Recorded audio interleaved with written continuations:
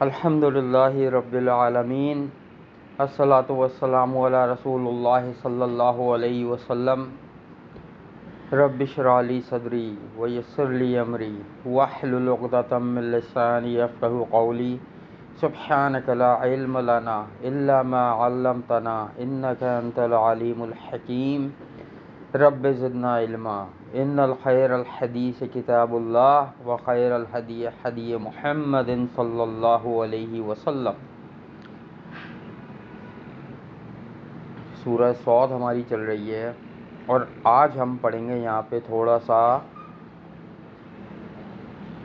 وہ واقعہ، وہ قصہ جو اللہ تعالیٰ نے حضرت آدم علیہ السلام کی تخلیق کری اور فرشتوں سے کیا مکالمہ ہوا اور بیچ میں شیطان نے کیا اپنا عذر پیش کیا۔ تھوڑا سا وہ پڑھیں گے اور انشاءاللہ یہ ہماری سورہ صاد آج مکمل ہو جائے گی۔ ہم نے اپنی پچھلی کلاس میں پڑھا تھا کہ اللہ تعالیٰ نے فرمایا نبی صلی اللہ علیہ وسلم آپ کہہ دیجئے میں تو ایک ڈرانے والا ہوں بس، اور اللہ کے سوا کوئی معبود نہیں ہے۔ آسمانوں اور زمین میں جو کچھ بھی ہے یا ان کے درمیان وہ سب اللہ کی ملکیت ہے، اللہ نے تخلیق کیا اور اللہ خوب غالب ہے۔ اور پھر ہم نے پڑھا تھا غیب کی خبر کے بارے میں، ایک فرشتوں کا ایک واقعہ پڑھا تھا کہ نبی صلی اللہ علیہ وسلم نے فرما دیا مجھے اس کا علم نہیں تھا جب تک کہ اللہ نے نہیں بتا دیا۔ یہ میں نے کانسیپٹ کلیئر کیا تھا علم غیب کا، کہ فرشتوں میں کیا بات ہو رہی تھی جو نبی صلی اللہ علیہ وسلم کو نہیں معلوم تھی اور اللہ تعالیٰ نے پھر وہ بتا دی تھی۔ آگے چلتے ہیں انشاءاللہ۔ اعوذ باللہ السمیع العلیم من الشیطان الرجیم من ہمزہ ونفخہ ونفثہ۔ قال ربك للملائكة إني خالق بشرا من طين۔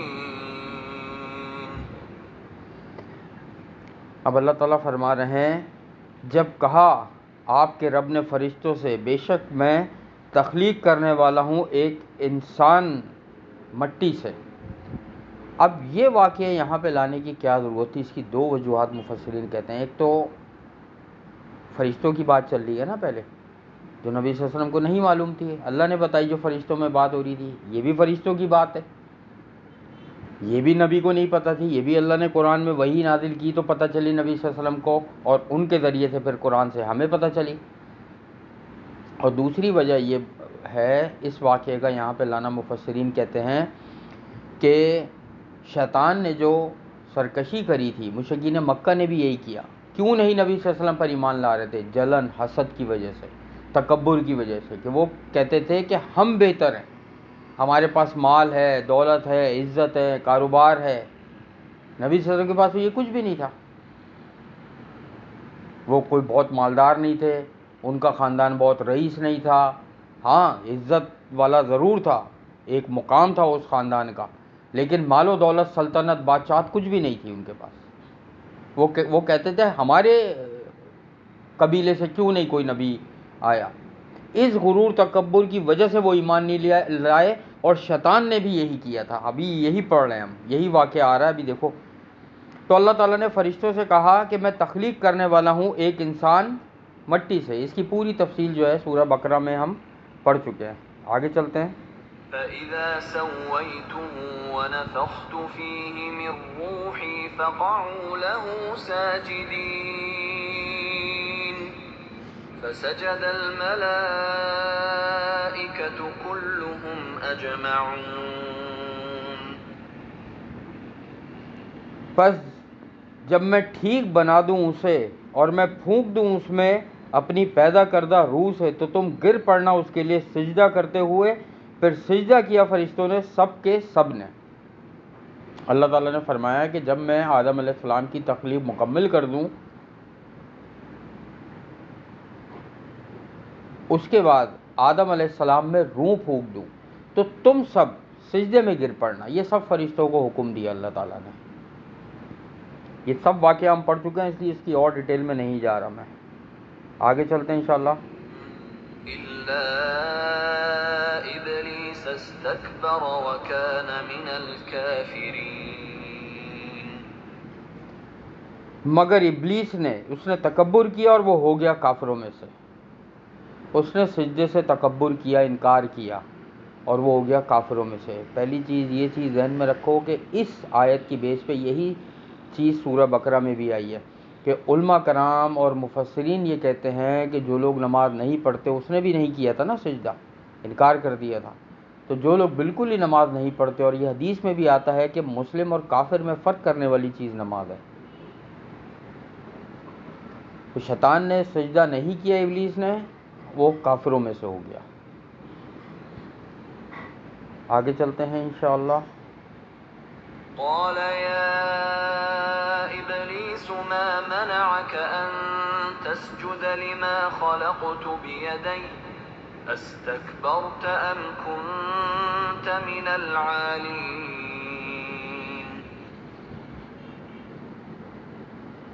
پھر اللہ تعالیٰ نے فرمایا کہ اے ابلیس، کس چیز نے منع کیا تجھے اس سے کہ تو سجدہ کرے اس کو جسے میں نے تخلیق کیا ہے اپنے ہاتھوں سے؟ کیا تو نے تکبر کیا یا تو تھا بلند درجے لوگوں میں سے؟